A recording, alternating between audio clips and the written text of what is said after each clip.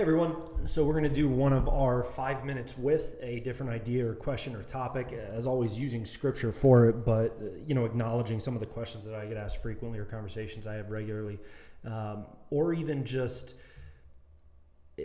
pastor, which we've talked about as our church. And if you're part of our church, you know this. If you're not and you happen to come across this video, let this be a cool little tidbit for you if you didn't know it. Pastor means shepherd.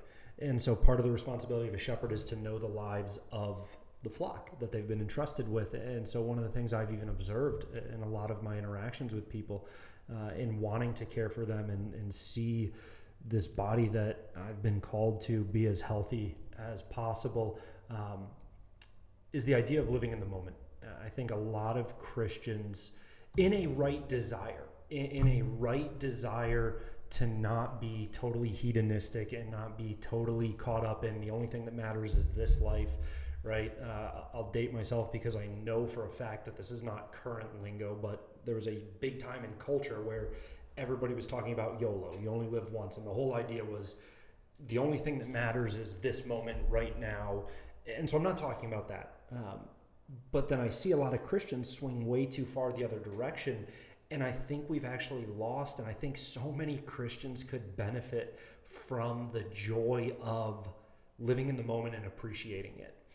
We get wrapped up in so many different things, and we get worried about so many different things, and we get caught up stressing about so many things or trying to figure out so many things or being nervous about so many things that we forget to simply appreciate the moment of life that we're in. One of my favorite examples to illustrate this is if you've ever been to the Columbus Zoo.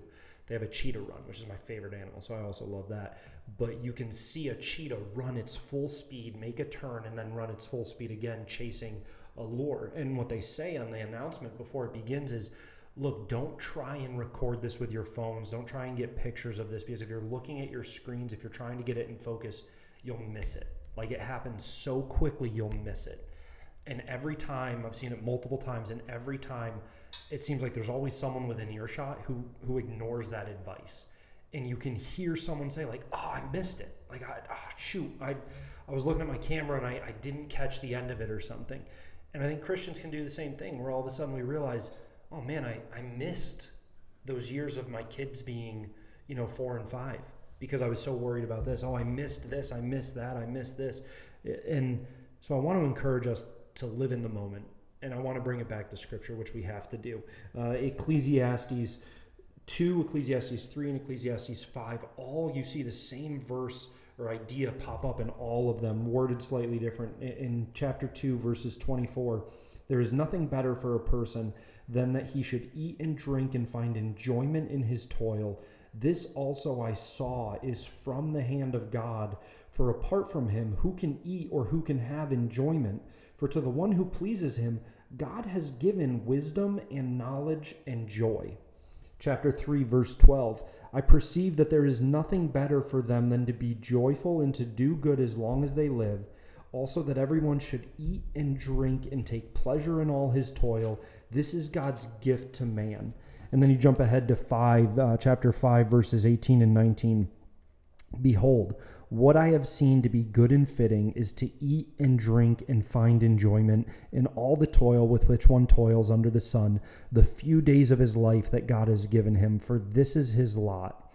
Everyone also to whom God has given wealth and possessions and power to enjoy them and to accept his lot and rejoice in his toil, this is the gift of God.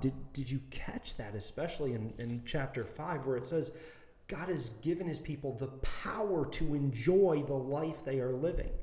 And so I know there's a lot of unknowns tomorrow. I know there's a lot of questions about what's down the road. I know there are those unknowns and those unanswered questions that we have. But don't forget to live in the moment. Don't forget to just enjoy today. Enjoy your dinner tonight. Appreciate the flavors. Enjoy sitting on the porch. Enjoy sitting on the patio in the back. Enjoy lounging on the couch and dozing off during the late night show. Like, enjoy life. It's okay. That's good. We don't have to be stoic, miserable, worried people all the time. Appreciate the moment that you're living in. It's a gift from God.